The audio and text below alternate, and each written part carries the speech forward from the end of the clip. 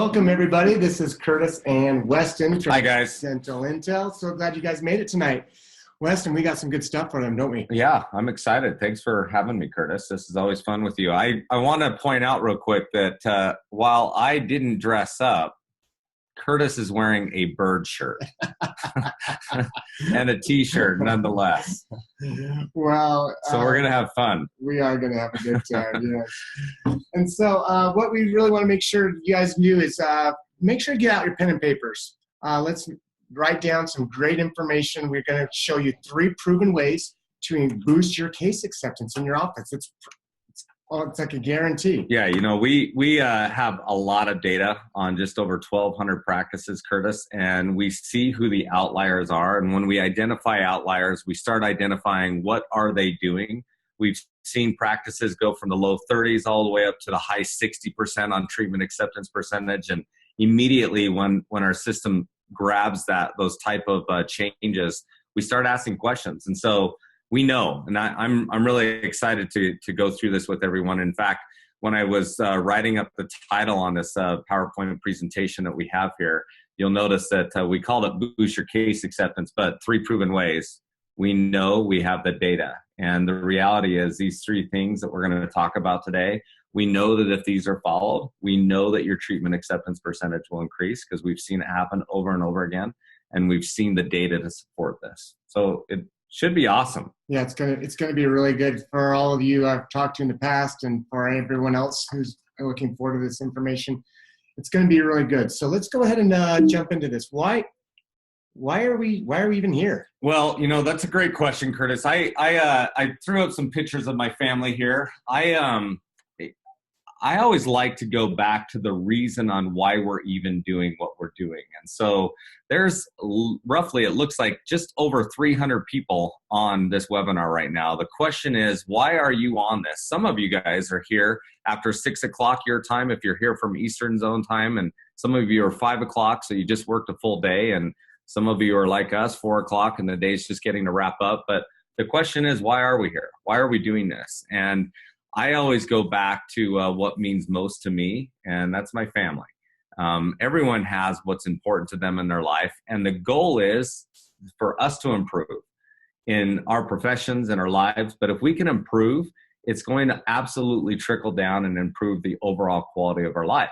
And that may seem like superficial, but the reality is if we can improve treatment acceptance percentage in a dental practice, then our patients' care is getting better. The production and the profitability and the overall health of your practice is getting better. The team is getting better. Everyone's improving. And healthier. Their families are better. Yeah. And when their families are better, everything trickles back up as well. It all trickles. Yeah. Everything has a cause and effect on everything in our life. And the goal is if we can start improving in your practice, send that improvement back. If it's gaining more time, if it's gaining more profitability, so that you can live more of the quality of life that you're hoping to live. To what's most important to you, and to me, it's my family. And so that's one of the reasons why I wanted to put this on here. So let's go ahead and get into this. We talk about this a lot. You train customers all the time about what we call the profitability formula. I shorten this today because I really want to focus on just the production formula. Well, if we think about it too, Weston, in dentistry for the last 100 years, we look at two, sometimes 3 numbers. Yep. Production, collections, and new patients, or a third. So everyone's kind of a third different.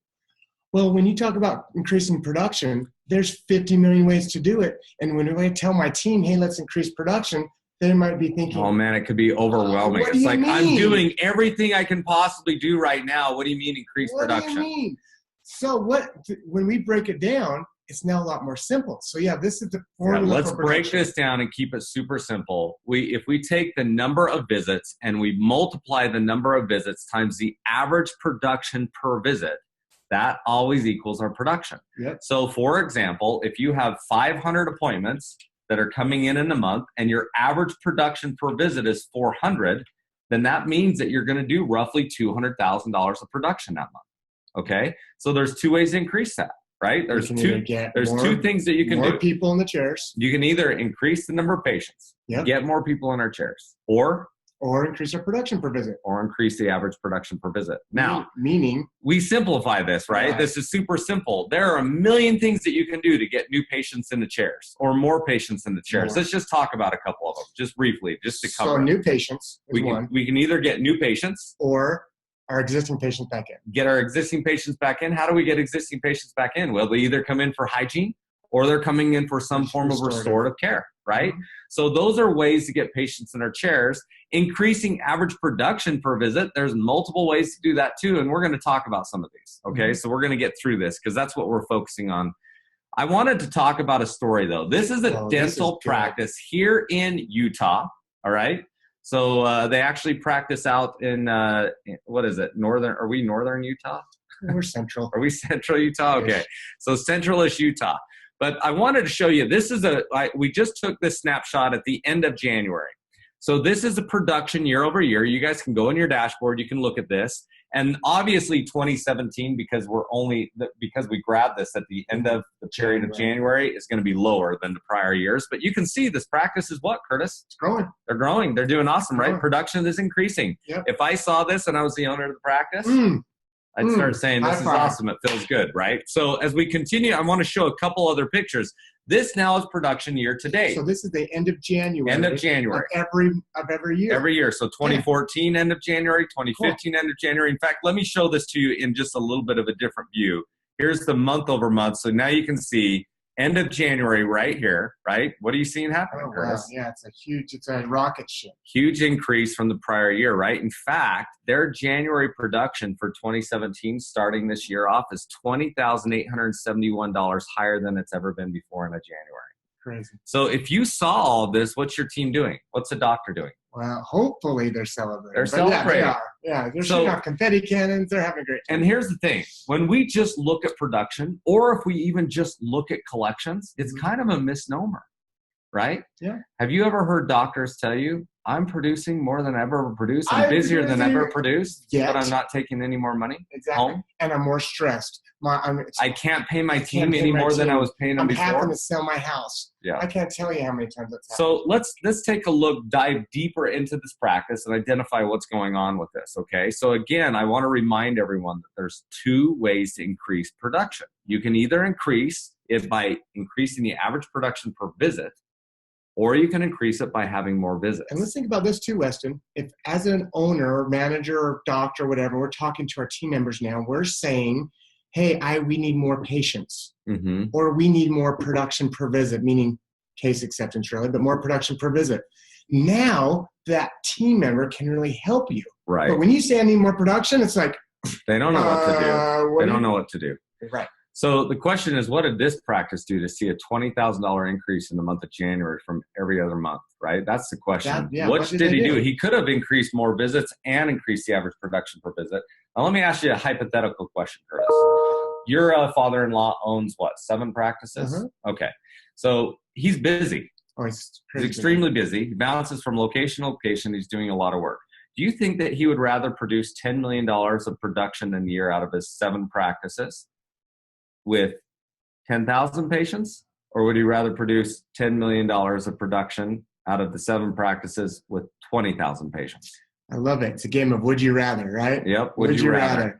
Much rather the 10,000 patients. Why? Well, lots of reasons. Number one, let's just boil it all down, is now I'm taking care of less patients that could possibly say something about our practices. Right. Our practice, right? I mean, how many people get bad reviews? There's less ins and outs, right? Ins and outs of the doors. Yeah. And 2, this is the thing that I love most. If you're getting that same amount of production on half the patients, then guess what?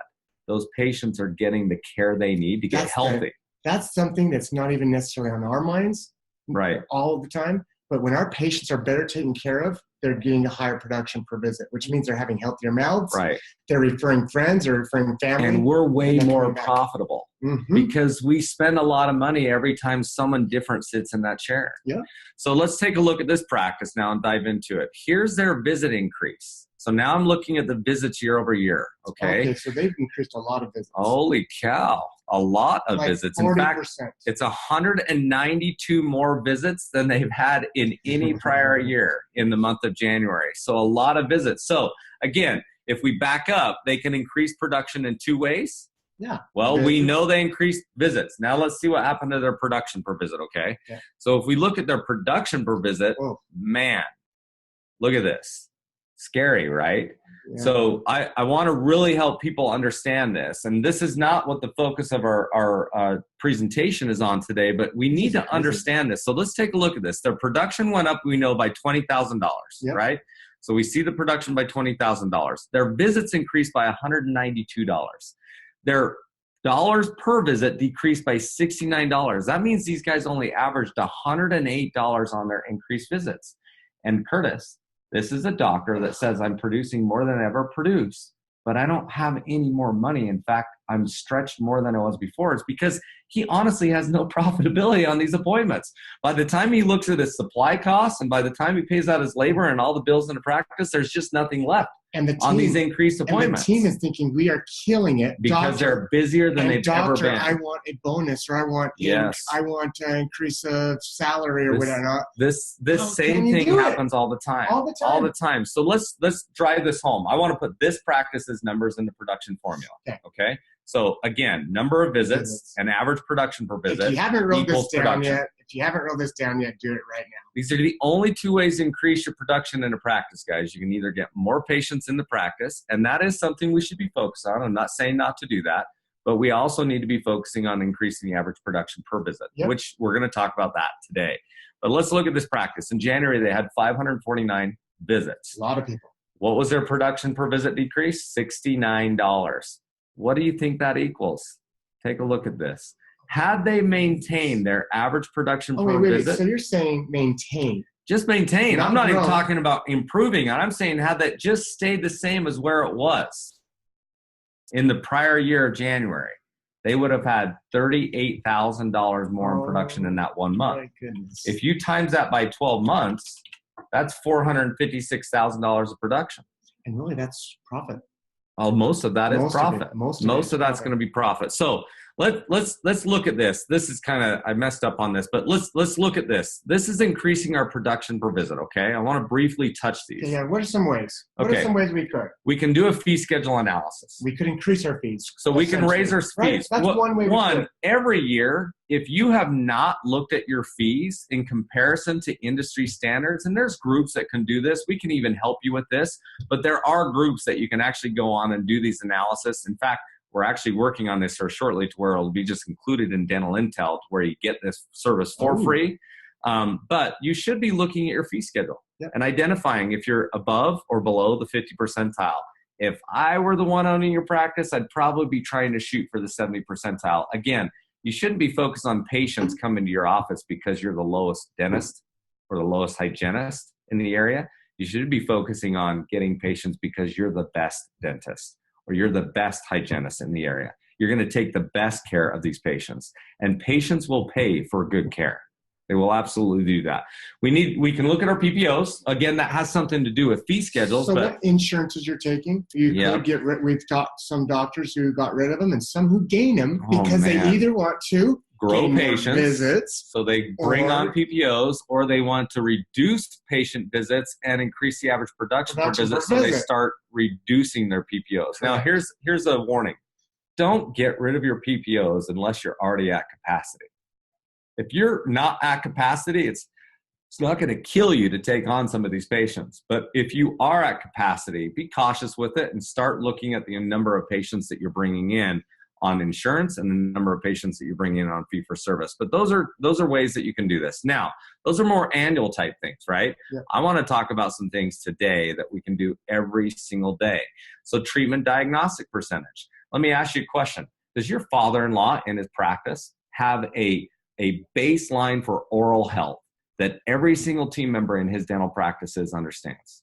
You know what's interesting? They used to not. Yes, the answer is yes. Okay, good. They used to not. Now let's talk about what that means.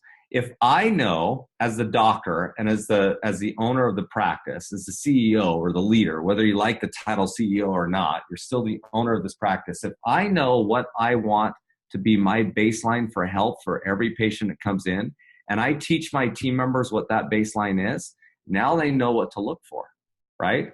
If I don't teach them what the baseline of health is, I'm talking about gums, any soft tissue issues, your teeth, whatever it is, the baseline, if it's established, then when my hygienists are doing work with my patients, they know what the baseline is. When my associates, when my assistants, everyone's got a baseline of health, and we all have a standard to try to get our patients to. That will allow us to all be diagnosing the same, right? You won't have one hygienist identifying the need for a sealant and another hygienist seeing the same mouth and never crossing her mind. Or the hygienist saying, you've got a healthy mouth. And then when you come into the room, all of a sudden you're saying they need 3 crowns, and you're basically telling the patient 2 different stories. Right, and that never goes across well. So number one, we'll get into this a little bit, but the first step that you need to do is identify a baseline for oral health care in your practice. What is healthy for your patients? And make sure your entire team knows that. And then we start diagnosing the same. So how do you measure this? In dental intel, we'll look at that a little bit, but diagnostic percentage, you can filter down by certain procedures. Let's say that we just want to identify what percent are my team members diagnosing fluoride on their hygiene visits, right? So we're going to be looking at that type of stuff. That'll be fun. Patient acceptance percentage and treatment acceptance percentage and case team acceptance percentage, the impact that our team members are having. All of those seem like they're similar numbers, but they are a little bit different. Patient acceptance is if I had 10 patients come in, I presented treatment to those 10 patients, and let's say that 2 of them said yes to a component of the treatment, maybe not all of the treatment plan, large or small. Maybe I presented to you, Curtis, $3,000 worth of work that needed done, and you said, let's do X, Y, and Z, and it was only $600 worth. Well, you still, as a patient, said yes to a component of the treatment. That's patient acceptance. I'm saying yes to something. To something that I entered in the treatment planner. So that's patient acceptance. That should be extremely high, guys. I'm talking 80 to 90%, if not 100%. If I enter in treatment into a treatment planner and it's stuff that's needed to get that patient healthy, you should be having close to 100% of your patients saying yes to treatment, right? That's patient acceptance.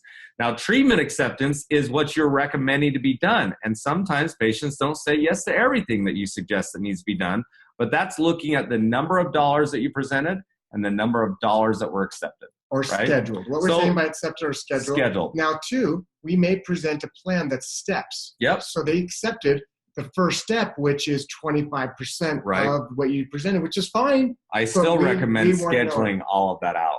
Yeah. So I like, as a patient, and I've talked to a lot of patients and I've talked to a lot of practices. This is interesting, teams. Listen up. A lot of patients like to know when there's an end date to their needed treatment to get them healthy. Instead of scheduling one component of it and then saying, when you get this done, we'll schedule the next step, map it all out for them. And then maybe March of 2018, I'm putting that date on my calendar saying my mouth's going to be healthy by this time. I know that's more than a year away, but I'm going to be healthy at that time. I'm going to have my teeth straight and my new cosmetic teeth on after I get my braces done by March of 2018 or February. There's a deadline. There's a governing principle. There's 2 human governing principles. These are not us. This is another one to write Abraham down. Lincoln is the one that put these out there, but there's 2 governing human principles. 1, all human beings are self-interested. That means that they make decisions based on what the benefit's going to be to them. I know it sounds a little bit selfish, but there's some positive stuff to that too. 2, though, is all human beings work to a deadline.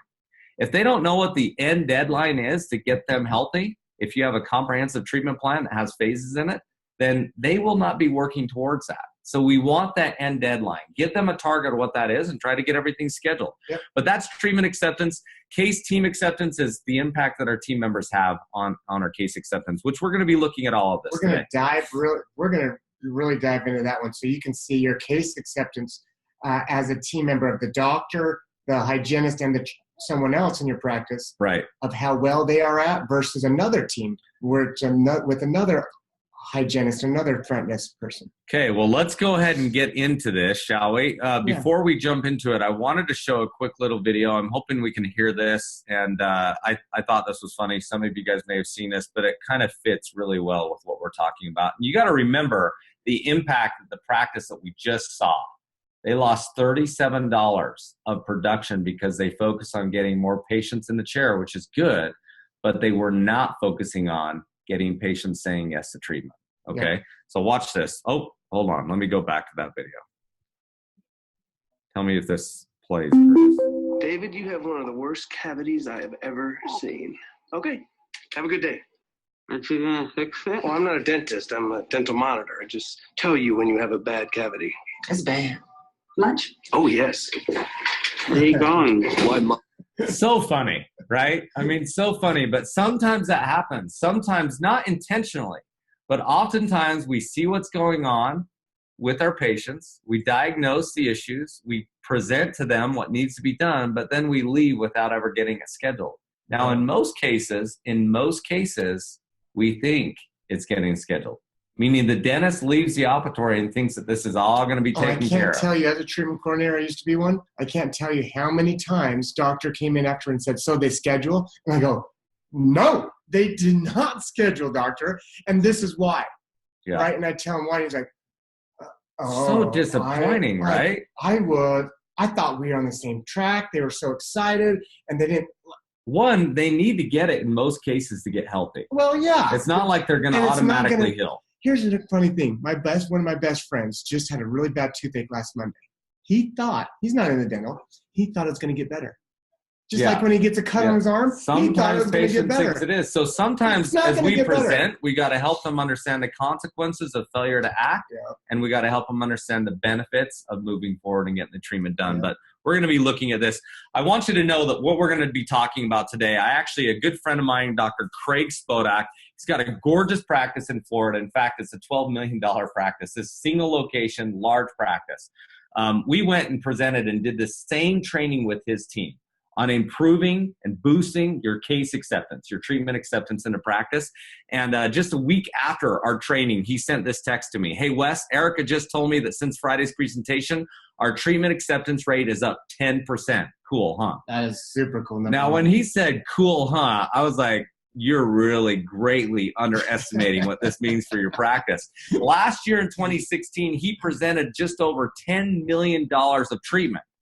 Being up 10% on acceptance $1 is $1 million more in restorative type production. This is production that they like doing, right? Yeah. So it's more than cool. This and is more than cool. We're taking better care of our patients. Yes. The great thing about this practice now, just to kind of wrap this up, because I was just looking at his practice just last week. I'm supposed to be meeting Craig on a plane here shortly in Las Vegas. I got to let him know I'm actually heading to Chicago now. But anyway, I was just looking at his practice. He's actually increased his average production per visit by $231 over the last 6 months. Incredible results by improving treatment acceptance percentage. So let's go ahead and get into the training. I want to talk a little bit about some more examples here. What percentage of your treatment is accepted? Do you guys know? Are you looking at this? Some of the best ways to actually go and look at this is to go to the provider pulse and look at whatever quarter. Right now, I'm looking at January 1st through March 31st on this practice. So in order to do this, now realize, teams, that you can never have you been able to see this in the past in any dental practice, nor can you except for dental intel. This is very unique data. Incredible information, and it's not possible for you to go get anywhere else. One of our good friends, Gary, his whole team was tracking case acceptance. All of his practices, he's a consultant, all of his practices were tracking case acceptance manually. Yep. Right? This is Gary Cady, Next Level Practice. They're all tracking. He has a gorgeous Excel sheet that he has on track every single time what's coming in and what's going out. We actually had a practice. I won't say her name, but I love her. But by doing that, they increase. Oh, yeah. Right? Their treatment acceptance is phenomenal. In fact, his patients that are working, or his clients that work with them, they're substantially higher, and mainly it's because they've been tracking on it. It's priority for them to get the treatment accepted before the patients leave that day. But once they saw our data, these teams, these offices, they saw our teams, they started saying, your numbers are wrong, Weston. Yep, Weston, your numbers are wrong. So we started diving into these numbers, and interestingly enough, when they compared it to their Excel sheet, they misentered numbers on their Excel sheet, right? Or they misattributed it to the wrong doctor on their Excel sheet. And that's the problem with manual processes. It's not intentional. It's just mistakes. And so it was really fun to see that. We fixed that problem for a lot of those guys. And now they love dental intel, the fact that it's accurate data. They don't have to spend as much time tracking it, and it tells them right away where they're at. So this is where we're at. We're on the provider pulse. You can see that this is where we're at. I chose first quarter of this year. and we came down here to treatment acceptance percentage, and here you can see this practice is sitting at 38%. For the team. The team, the entire, this practice That's here, right. the dentists, they're at 38%. They presented $1.5 million of treatment and $580,000. Now, I went and found a similar practice, okay? So just so you guys know, out of the 1,268 practices, I think as of yesterday, well, this we grabbed this data a little bit earlier, but somewhere around 1,260 something practices, there was 50% of all the practices have less than 40% of their treatment accepted in this first quarter.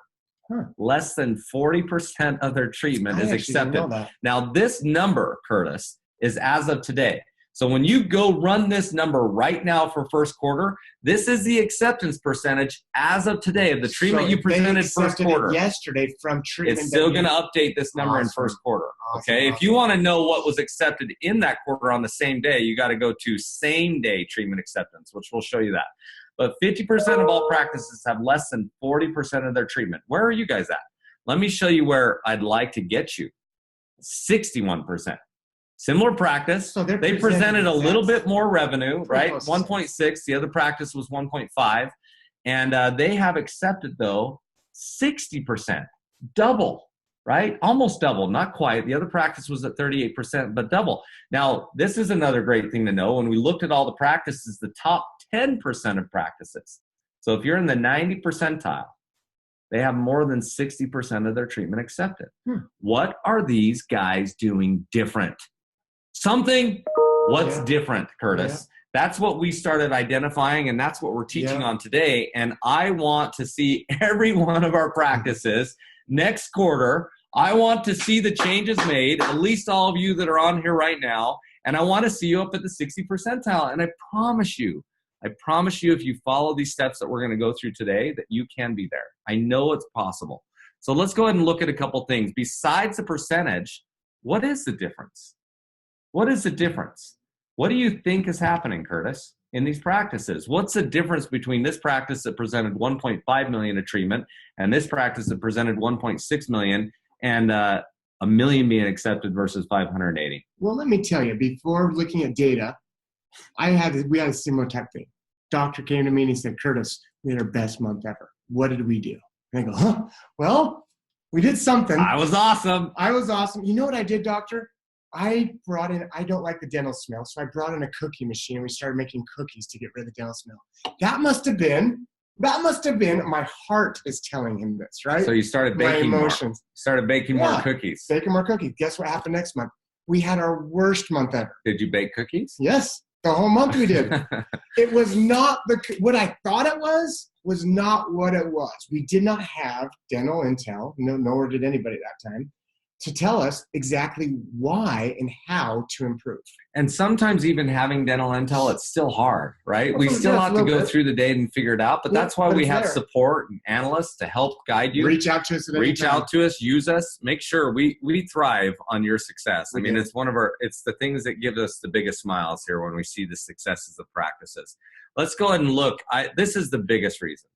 The biggest reason of the difference of this practice is at 38% and this practice is at 61% is the practices at 61%, they follow up with their patients. They are following up, Curtis.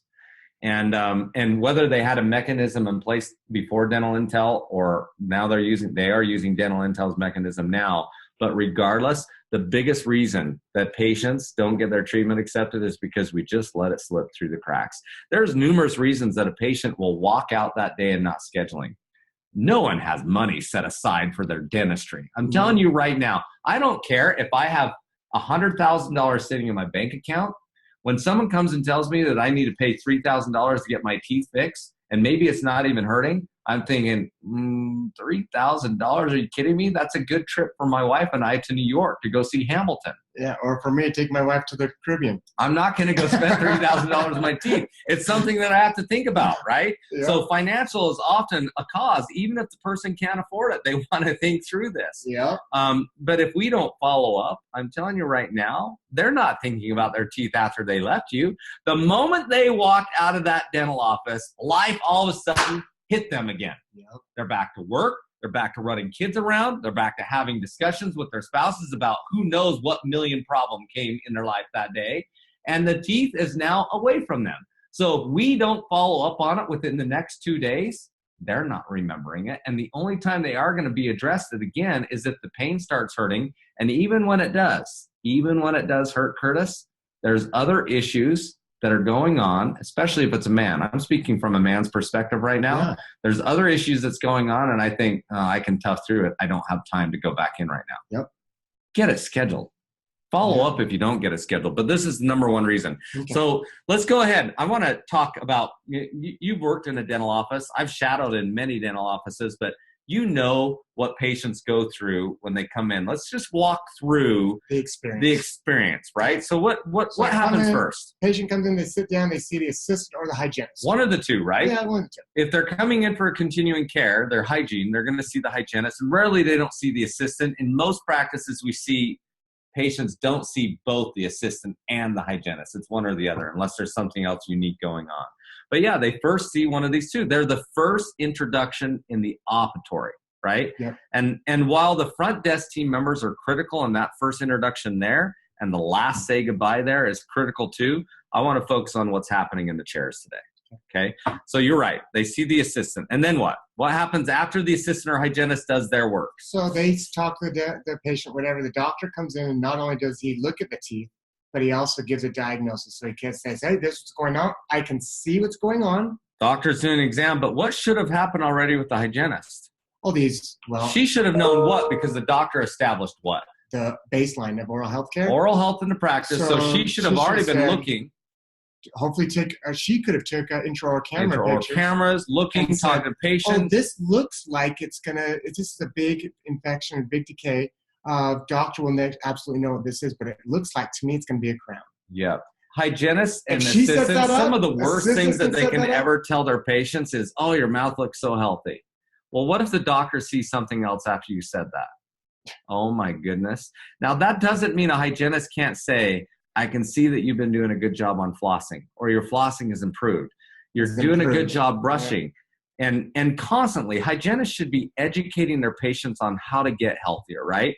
There's no one perfect. I'll tell you what, I floss twice a day, and I do my I use a Sonicare toothbrush as a vibration, and my hygienist literally walked me through how to hold the toothbrush. Before, though, you started working with dentists, were you flossing twice a day? Heck no. Okay. No. Because the public does not. We do. Us here and you guys in your practice, you guys do these things. The public doesn't. And hygienists and assistants don't want to tell their patients that your mouth looks like crap. No one wants to hear that. No. I don't want to hear that as a patient either. But you also don't want to tell your patients that their mouth is healthy, because we don't know for sure. But you're right, Curtis. They need to establish that baseline level of oral health, the standard in the practice. And then the hygienist and the assistant should be talking about these things. And when the doctor comes in to perform his examination, the hygienist should be doing what in front of the patient, a good handoff. Yeah. Hey, doctor, I noticed this. Here's some of the things that I saw. Here's what the patient's feeling. This is what's going on. I'm concerned a little bit about this. Can you take a look at these things for me? Now she set this doctor up for a solid examination so that if he or she does see an issue, he doesn't look like someone that's just trying to generate revenue to pay off his boat, because the hygienist just said that your mouth is healthy, right? It's so important that we communicate properly and we think through these things. So after the doctor does the examination and does the diagnosis, what does he do next, Curtis? What do you see in practice? So he typically leaves. Well, he's going to present treatment first, right? Oh, right. So he himself is going to say, okay, this is what I found. Patient, this is what I found. He's going to talk to the patient about the options. This is the steps. I'm the best at doing it this way, blah, blah, blah, something along those lines. Now, here's a problem that I see doctors take, and I don't want to get too much into the practice management consulting side, but some doctors are not doing what is being portrayed in this image. This doctor relaxed. He sat down. He's got the patient sitting up. He's now talking to the patient about what options, right? He's not just leaving the patient laid back in the chair. He's sitting the patient up. He's talking eye to eye and saying, here are the options. This is what needs to be done. If you're not taking that time in presenting the treatment, I'm telling you what, the patient already doesn't trust you, doctor. Whether you think he does or not, He doesn't trust you, but I'll tell you who he does trust, that beautiful girl in the back. Yep. In fact, as soon as that doctor walks out, what are some of the most common things that we hear when he leaves the operatory and the hygienist or assistant is left in the chair? Is this really needed? Yeah. Do I really need to get this Is he done? a good doctor? Do you like him? Yeah, Right? Like, yeah. They constantly are asking questions. So assistants and hygienists, I hope you love your doctor. I hope you love your doctor. And if you don't love your doctor, let me tell you how you can gain love for your doctor. Serve them. Start serving your doctor. It doesn't matter what it is. Figure out a way to serve your doctor. Bring him a cup of coffee. Eventually, when you serve those that you serve, you will end up loving. And I'm not talking about working for them and doing your job. I'm talking about start serving your doctor. Yep. Whether she's mean or whether she's nice, it doesn't make a difference. If you start serving your doctor, you'll love them. But it's so important, your communication with the patient after that doctor leaves the operatory, that if they say, do you really like her? You're responding back and saying, yeah, she's the most incredible doctor. She loves her patients. And her number one priority is to make sure you're healthy. She's going to get this taken care of. Let's go ahead and get this scheduled. Let's go ahead and walk you to the treatment coordinator. But versus even something simple like, yeah, they're okay. Or yeah, they're okay. Or is this really needed? Yeah, well, there's other options. I mean, if you start talking differently and you're not on the same page, you lost the acceptance. It's gone. So oftentimes, too, if it's a small case, the assistant or the hygienist will probably schedule it right there and get it taken care of, or walk you up to the front and get it scheduled. Sometimes we move this on to a treatment coordinator because it's a more comprehensive. I'm telling you right now, the handoff here is so critical too. And usually this is the assistant and or the hygienist. And that handoff is critical. You need to have the same type of communication with that treatment coordinator that the doctor just had with the patient. You're literally walking into the treatment coordinator room with the treatment coordinator. You're introducing the patient. You don't walk out at that time. You stay for just another 30 to 45 seconds and you have a conversation with the treatment coordinator in front of the patient. The same conversation the doctor just had with the patient. Yeah. We've got to have an effective handoff there, and the patient needs to hear multiple times the benefits and the failures of inaction, and that this needs to get taken care of. As long as the treatment coordinator, the hygienist, the assistant, and the doctor are all they understand and know the baseline of oral health care for your office, it's easy. It's so important too. It's so important, guys, to establish that so that we're all communicating the same. So let's take a look. I want to dive now deep into a practice, okay? So this is, again, looking at the provider pulse, and we're looking at treatment accepted. I can see that these two doctors, Dr. White and Dr. Richardson, thank you for letting us use your data, by the way. We see $224,000 presented this month, $289,000. This is a month. It's a large practice. It is a month. Large practice, a lot of treatment presented, 289. One, they both have goals of 65%. Neither one of them hit it. Again, 50% of all practices are below 40% treatment acceptance percentage. So one is at 44%, one's at 33%. And here's another interesting thing, Weston. If you were to just look at what they presented, so they're saying, hey, here's how well I got things accepted. How well they got accepted. Look at those two numbers. What do they look like? The two numbers of accepted? Yeah, they're good. They're good. They're good. $100,000 of accepted treatment. They're the same. Yeah, they're the same. So if they're to just look at their production, they're thinking, we're the same, we're good. But there's room for improvement here. Yeah. We can see Dr. Richardson is 11% less in treatment acceptance. I don't like the percentage on either of these. I'd like both of them to get up to the 60 percentile, but let's take a look and see what was going on. So we dove in a little bit deeper. I'm talking about the treatment teams now. So you click on that. There are ways to track every team member, you guys. And if you haven't been trained fully on how to do this, you need to get training on it. I'm talking about the assistants, the hygienists, the treatment coordinators, and the doctor. And all of them play key roles. And our webinar called the Provider Pulse on Steroids. Yeah, it goes through that. So if you want that, we can send that back out to you. But look at this. In fact, look at the variances of the treatment that was presented here. That 81% here, if you see this, I'm trying to get rid of a picture. Sorry, guys. It's in my way. Okay, although you look pretty, Curtis, but his picture was on my screen. So if I look at Dr. Richardson and Kristen Kelly, 81%, but that's kind of an anomaly because they only presented $8,000 of treatment. So let's just cross that off. Let's cross it off and not count it. But still, we can see Dr. Richardson and Lindsay Walker, 46% treatment, $45,000 presented treatment, and almost 50% of it was accepted.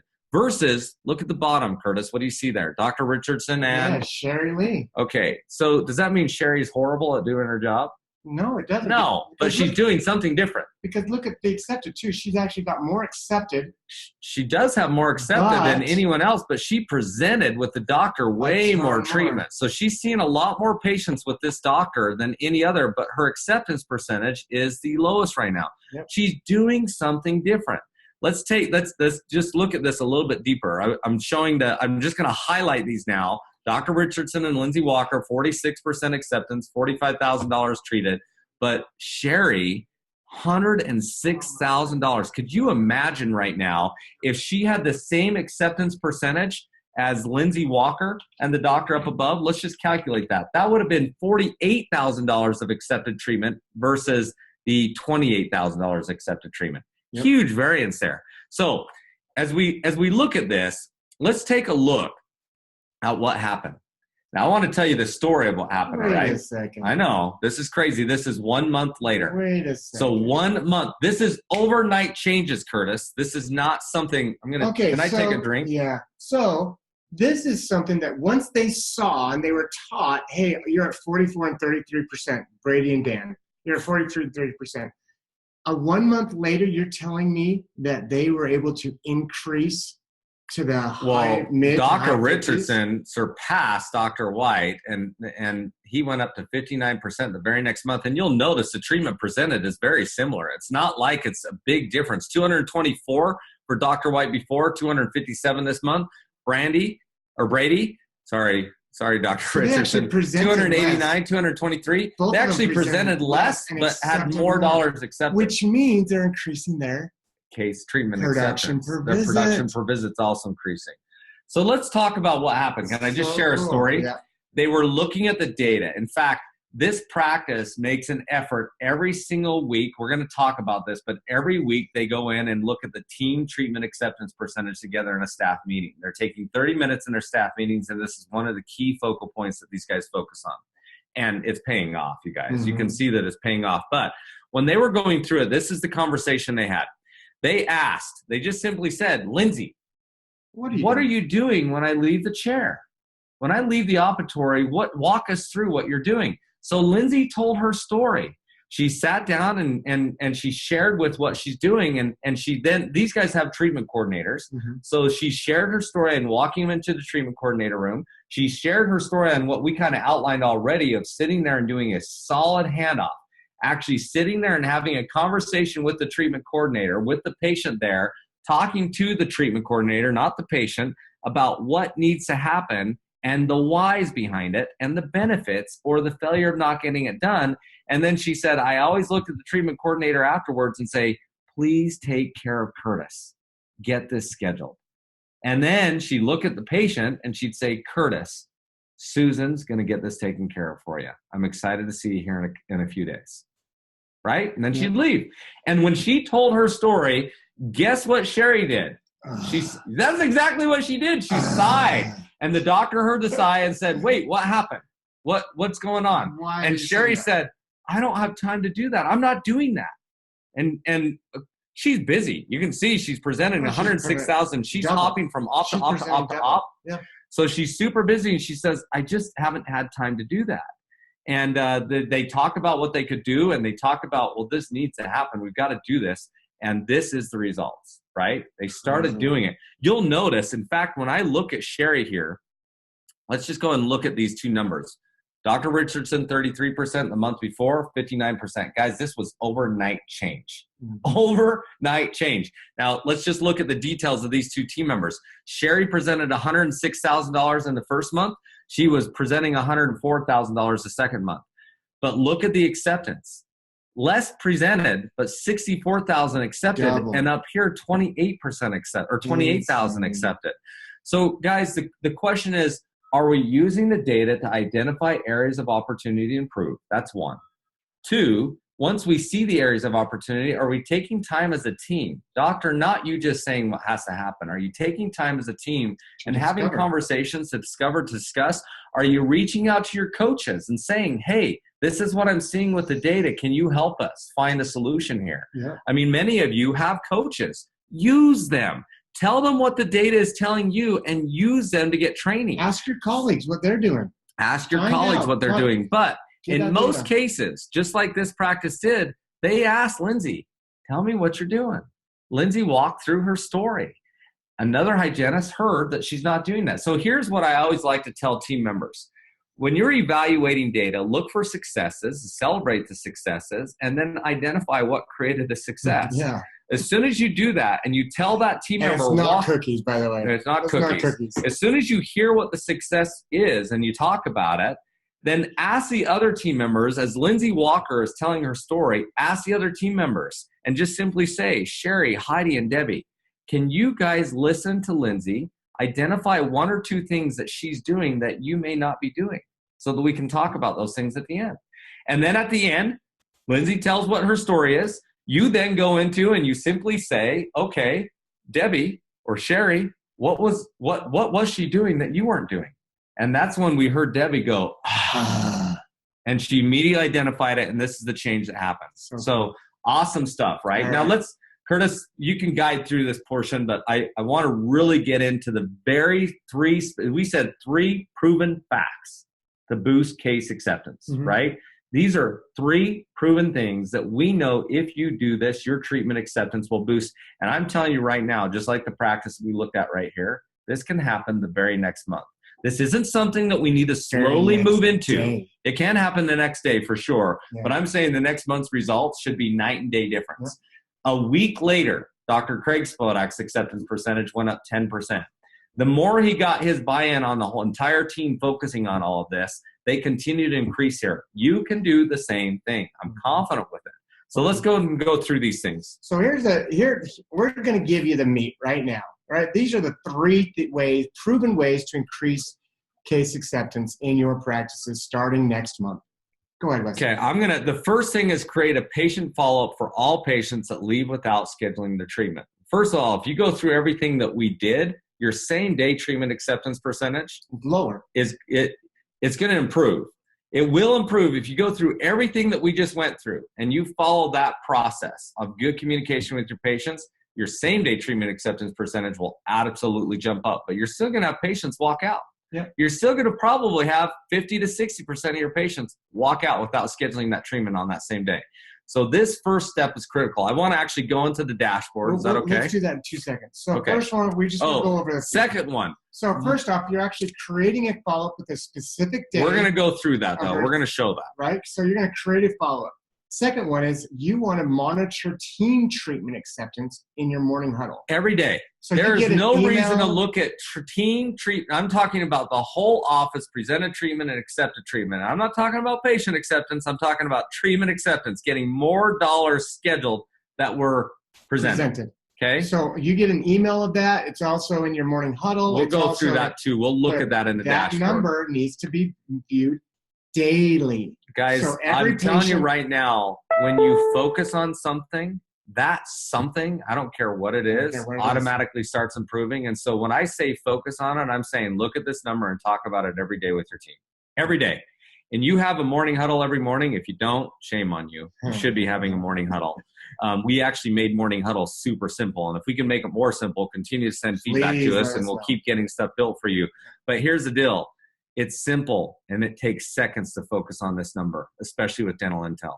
Yep. It takes seconds.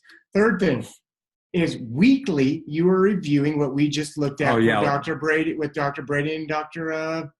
Dan, and we'll go Dr. Richardson. And so as we went through, in fact, let me back up. This type of stuff you should do at least weekly in a staff meeting, whether it's a 15, 20-minute meeting, but you're quickly going in and we'll walk through. I'm going to go through on the dashboard and make sure we're all clear on how to do that. So those are the three things. Number one, every patient who leaves without treatment being scheduled should have a follow-up created. Second thing is that every morning we are looking at case acceptance, what got presented yesterday and what got accepted yesterday. Right. Third thing, weekly we're looking at team case acceptance. Right. Right? Okay. So with that So being let's said, go on the first one. Now I'm going to, I'm going to a practice that I am a patient in. So I'm going to take off the blur so we can actually see this. Yes, you're going to see my personal HIPAA information, but that's okay. I approve it. Okay. So I'm going to type in, this is what we do. And I think we're teaching everyone this, right? When they onboard, this is the process. So one thing to note, Weston, let's say Weston gets presented treatment and he does not accept. Really quick, pull up your dental intel like this.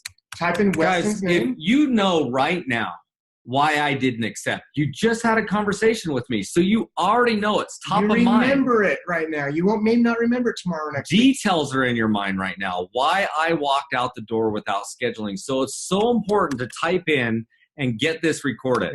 I can't spell my name right. Okay, I'm going to click on Weston Lunsford. Look, I actually have treatment on my treatment planner. But let's say you just got Let's say that I just got done. I'm going to come in here. I pulled up my the patient's profile card. I'm going to click follow-up. I'm now going to tag the follow-up to unscheduled treatment. I'm going to assign this to whoever is going to, this is Missy. I love Missy, by the way. But we're going to assign this to Missy, okay? And then I'm going to leave a note. So I just spoke with Weston. He understands that he needs to get whatever, I don't know. Number 3 done. Tooth 3 resolved with a replacement crown. Actually, this is real. He wanted to reach out to insurance to identify when the crown was placed to see if it is going to be covered. This actually happened with me, right? I actually had a crown. It went bad. My tooth started turning gray. Weirdest thing in the world, but it was from a crown that was done. And no, insurance did not cover it because it was put on less than two and a half years ago or whatever. So, but here's the cool thing. I didn't schedule. This is real. This actually happened. Okay. I did not schedule this appointment because I wanted to figure out what's going on with the insurance. So now that you put all that in, when do you want to follow up with the patient? Well, when you want to follow up with the patient is when you tell the patient you're going to follow up, right? So here's the thing. So Missy has a conversation with me and says, okay, so I said, I'm going to check with the insurance and call you back. That's what I told her. Mm-hmm. I'm going to check with my insurance and call you back. Does that ever happen, guys? They always say they're going to call back. They always say. Guess what? I didn't call back. They don't. I didn't call back. And you know. I did check with the insurance, though. But I did not call back because after I got done with the insurance, I just didn't have time right then, and I just spaced it.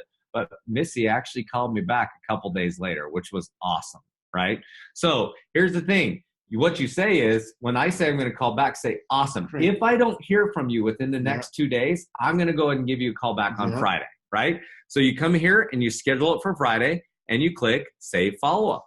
Now this follow-up's here. When you come into today's follow-ups on Friday, when you log into the dashboard right up here, you're going to actually see a number. It's going to say 1. So when Missy logs in, she's going to see the follow-up that she needs to deal with. So let's just go ahead and go in today's follow-ups. Is that okay? Yeah, if I do that? She's already got hers done today. And I'm going to go in and I'm going to go to this week.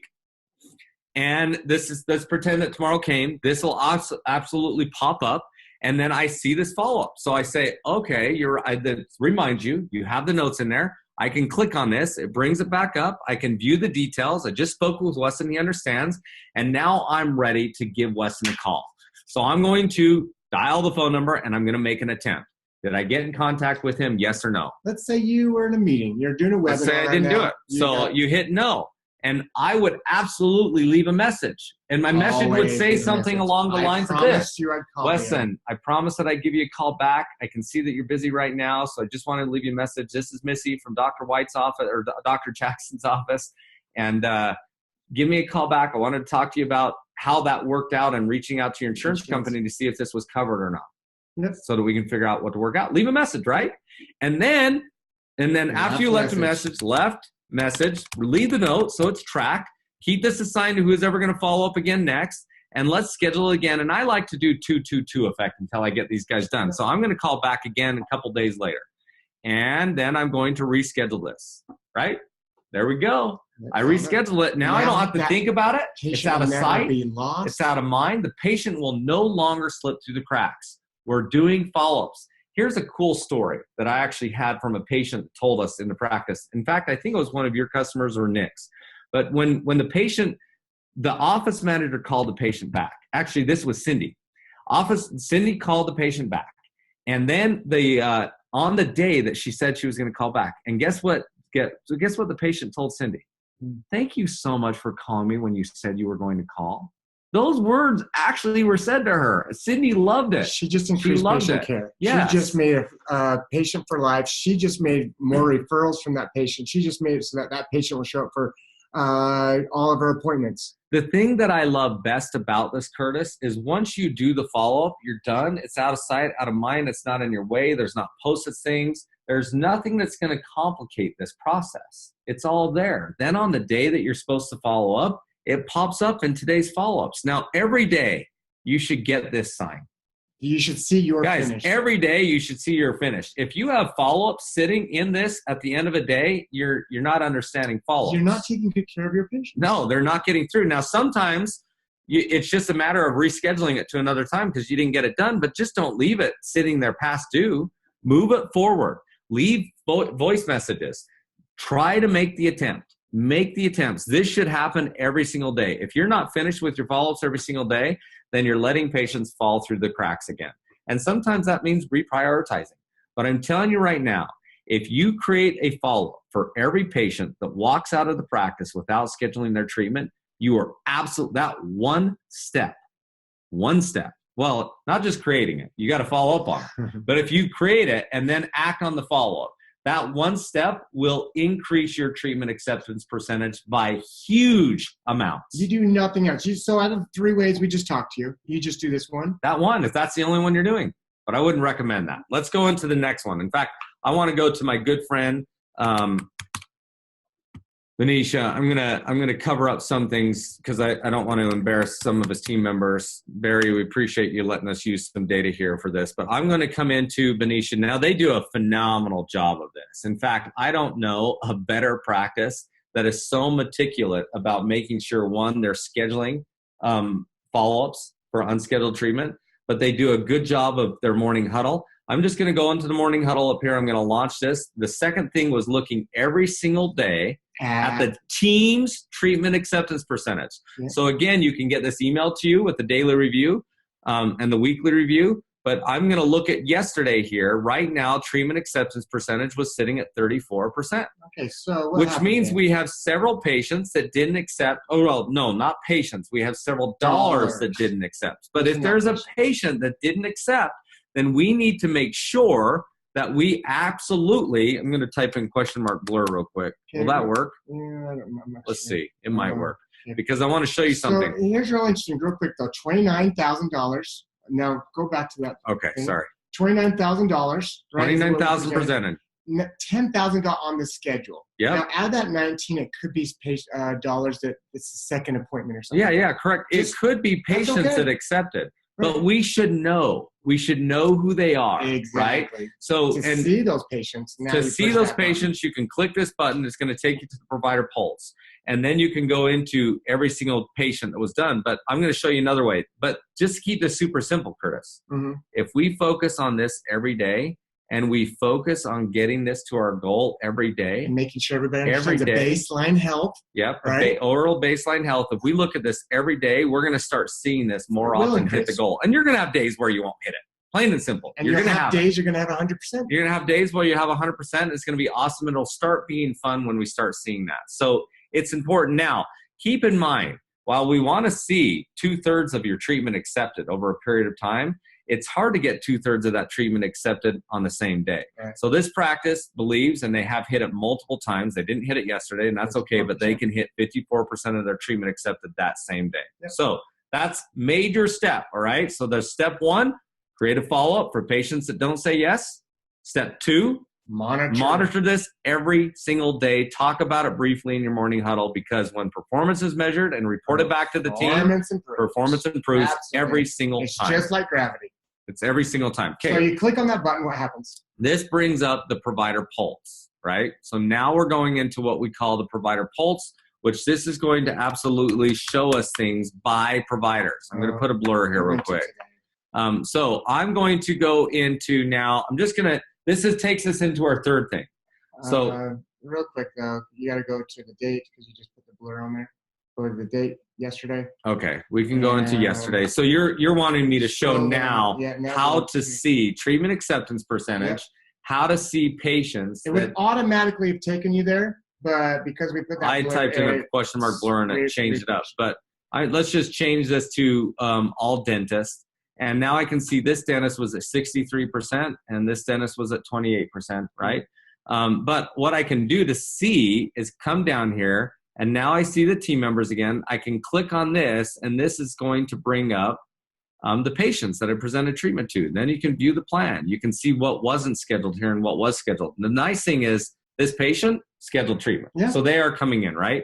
No reason to create a follow-up. But before they leave again on their next appointment, if this was not done or scheduled, absolutely. And you can check real quick if they have a follow-up or not by clicking the patient's I don't name. think they do because they're They won't, scheduled. but They go and- won't. you But just let's show go and clicking click the it, and you patient, would see and it you'd see right the follow-up there. Super simple process. I mean, this is really easy. You can't really make it any easier than this. No. The goal is to make sure that it's scheduled, and if not, there's a follow-up done. Yeah. Okay. I know that we're approaching time Yeah, here, we're and I pretty want to do a close. little bit of Q&A because we have a ton of questions coming in here. But let's go ahead and talk about what we would do every single week to monitor. What I'm saying is you come in here on the provider pulse, you're going to go click last week, okay? Super simple preset. Click last week, and then there's several case type metrics that are sitting here. I don't want to get a ton into diagnostic percentage right now because really that you can get super detailed and lost into that. Yeah, and But- that's on the provider pulse on steroids. Too. Let me That just doesn't- give you an example, though, of this. If I want to look at diagnostic, I really should be focusing on treatment that I'm wanting to do with my patients. So, for example, if I'm wanting to start sleep apnea, and that's something that we're focusing on, well, let's start measuring the percentage of times we diagnose this for patients. Wait, you can sort by that? Yeah, so if I come to patient diagnostic percentage, Curtis, I can come in here, and this is running for last week now. I can come in here and I can say that I want to filter by a specific, I want to look at crowns, right? I want to look at Looks like fluoride. orthodontic. I want to look at orthodontics. So does this Yeah, practice by do the orthodontics? I can't remember. Let's do all orthodontics. Now, I don't have to do all orthodontics. In fact, I can come down in here and go specifically into specific codes in ortho, But let's do or I can just look at, can we look at oral surgery? I clicked on the wrong button. Sorry, guys.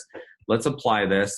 And now I'm going to look at treatment acceptance that or week- diagnostics. So I saw 163 patients. I diagnosed 2 with With ortho. ortho work, right? It is what it is. Yeah. I mean, I don't think this practice does a ton of ortho. So maybe you're focusing on Invisalign, whatever it is. If you want to improve on it, then start measuring it, right? Yeah. If we're wanting to say that we're offering Invisalign, let's start seeing if we're improving on recommending Invisalign to patients. Yep. Okay, so that's diagnostic. But I want to go into patient acceptance and treatment acceptance. And again, let me clear the filter. I want to focus on patient acceptance and treatment acceptance. At the beginning of this webinar, Curtis, what did I say about patient acceptance? What percentage should we be at? Patient acceptance. Patient acceptance, close to 100. Crazy 80, high. 82 to 80 100. plus higher. Now look at this practice. What patient 83%. acceptance? So they presented to 77 patients treatment and 64% of those patients accepted. Yep. Now, I want you to notice something. Here in this filter, this practice does a phenomenal job of getting all their team members on the cases because team members impact the treatment acceptance. Yeah. So it's important to measure that. They have their dental assistants in. Here's treatment acceptance or patient acceptance by dental assistants. Interesting. Look at that one. Look at this. 100%, 5 patients scheduled their treatment.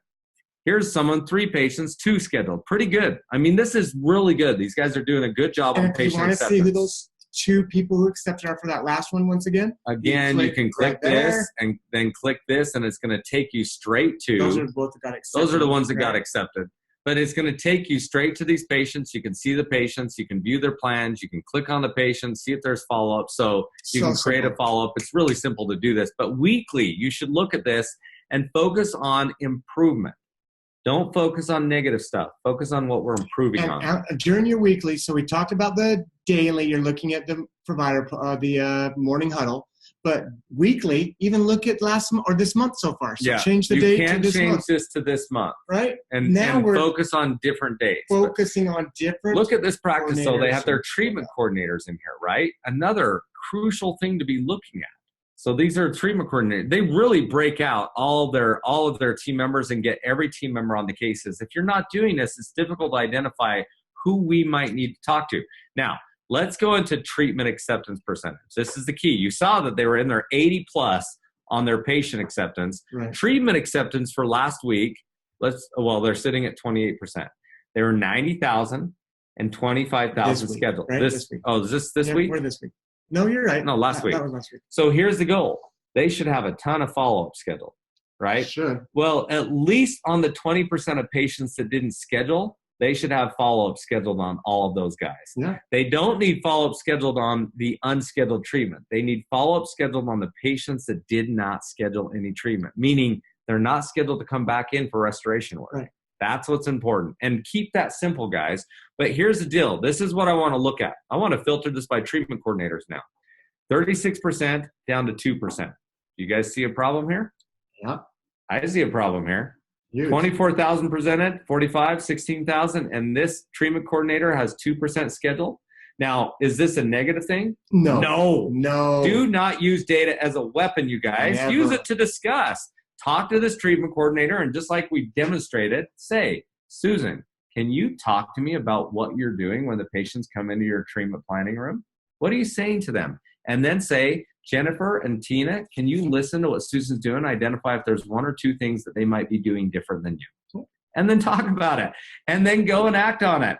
And then watch the number change next week and give Tina a high five. Yep. Say thank you.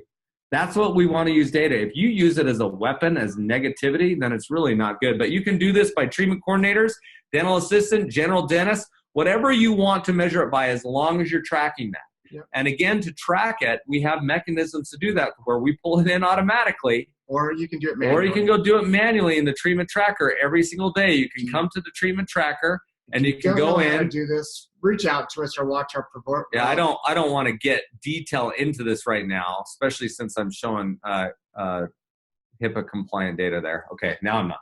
So I don't want to get into details on that right now because that's not what this webinar is for. But let's just kind of go back. I'm going to stop sharing this. I'm going to go back to this webinar here. Am I sharing the screen there or no? Not quite yet.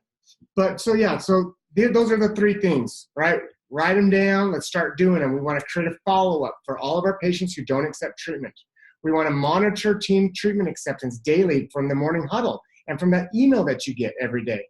And then the third thing, we want to make sure weekly we're looking at the provider pulse based off of teams. Who's doing what? Who's improving? Who's doing the best? What are they doing to make the best? It doesn't take a ton of time to do this, guys. And in fact, here's the deal. If you focus on this, you're going to save time because you'll get more patients scheduling before they walk out that day, and it's going to be less follow-ups and less calls. The patients are getting healthier. The practice is producing more. The dentist is having more fun because he's actually doing restorative work instead of exams all day long. Yeah, and the practice is more profitable because you're increasing what? Your average production per visit. There's two ways to increase production in a practice, right? And the biggest way of doing that is to get accepted patients accepting the treatment, right? I kind of put a little bit of a different flair on this right now. Scheduling patients equals a healthier patients, which equals a healthier practice, right? So accepted patients times your treatment acceptance is going to be a healthy practice. I mean, absolutely, that's going to happen. So again, the difference between the 38% treatment acceptance percentage and the 61% treatment acceptance are those three things. Yeah, they're doing That's the biggest difference. These three things let me scroll back. I'll get to it. These three things, they're doing those three things. Practices that are in the 90 percentile are executing on these three steps. It's so simple, you guys. Curtis, do we have time for a couple questions or are we out? For those that need to get going, feel free to go, but let's do some question and answer. Wes, is there anything else you want to leave with the team before we start this question and answer? So, it looks like we've got a couple questions down below. Keep on typing questions. We won't be able to answer all of these, but we'll answer a couple of these. Yeah, start asking questions right now. We'll answer those. So one thing, I was reading a book just the other day, and many of you guys, I'm sure that a lot of you guys read several books, but one of the books that I've been reading is called The Power of Habit. It's so good. Have you heard this book? Yeah, I read it. If you have not read this book, you've read it because I bought it for everyone in our company. If you haven't read this book, I would recommend ordering this as a gift for every single team member in your practice. Every single team member. And then after the team members read it, they're going to want their family members to read it. But it's called The Power of Habit. And it really talks about how our minds actually work and the systems that we automatically create in our mind. Our mind is on autopilot literally 90% of the time. And this is written by Charles Duhigg, and it's also a ton of research, scientific research, which I know most dentists and hygienists are going to love that because you guys are scientists. And so these guys are scientific research over years studying the brain, but the power of habit is crazy. Now, we talked about 3 steps here that you need to do. What I would suggest is that you figure out how to create a habit in having this done. That it doesn't just happen once or twice because you say, yeah, I want to improve my case acceptance, but we got to change habit. And there's a what is called a habit cycle, right? Now, I know that you know the habit cycle, but there's got to be a cue. So I want a cue to start the routine that we want you to get into. The routine that we want you to do is we want you to do one of those 3 things or all 3 of those things. So let me give you an example of this habit just for the purpose of scheduling a follow-up. Okay. So the cue is a patient walks out not scheduling. Yeah. And that's disappointing for everyone in the practice. If they don't schedule their treatment, it literally is disappointing. You know they're not going to get healthy, and you know that you're not going to do the treatment that your practice deserves to do after diagnosing and spending time telling the patient what needs to be done. So the cue is the patient does not schedule their treatment. The routine now is you go to Dental Intel and you type in the patient's name and you literally schedule a follow-up. On a specific you go in there day, and add a follow-up for the day with the notes in there, and you schedule the follow-up. And then the routine continues through to executing on the follow-up. So another part of the routine is every single day you got to check your follow-ups and make sure you get that little reward picture at the end that's saying, you're finished, yay. Yeah. But go through your follow-ups. Now, here's what's key is the reward. The reward is when you follow up, getting the patient to eventually say, yes, it feels good. Your hard work paid off. That is a reward. But here's the thing that we learned in The Power of Habit. The reward is not enough. You remember that? There's got to be a craving. This is something that science has proven. The reward is not enough to continue on in a habit. There's got to be a craving for it. Now, doctors, can I tell you what will give a craving? Recognition. I'm telling you right now that human beings, more than money, more than any kind of monetary or physical reward, they want recognized. And when your team members get patients scheduling treatment, if you simply recognize and celebrate that on a daily and weekly basis for the efforts that they're putting in to get this done, they will start craving that recognition. And this isn't to be prideful. It's just that when we do work, we want that work noticed and celebrated. Dental Intel makes that easy. So doctors, I'll tell you what, if you want to create a habit of your team members going through this process, don't use this as a weapon. Don't use it as a weapon, and absolutely recognize and celebrate successes. It will create a craving, and it will create this power of a habit. And I'm telling you right now, if you can create good habits in your practice, good habits, your practice is going to thrive, you guys. It's going to thrive regardless what the economy sends your way. If you can create good, solid systems, habits, your practice is going to thrive. Yep. So I'll leave with that, but let's go ahead and go through it. Let's just do 3 questions. And if you have additional questions, chat with us through the portal, guys, and we'll start trying to answer those right now. All right, guys. So let me just look here.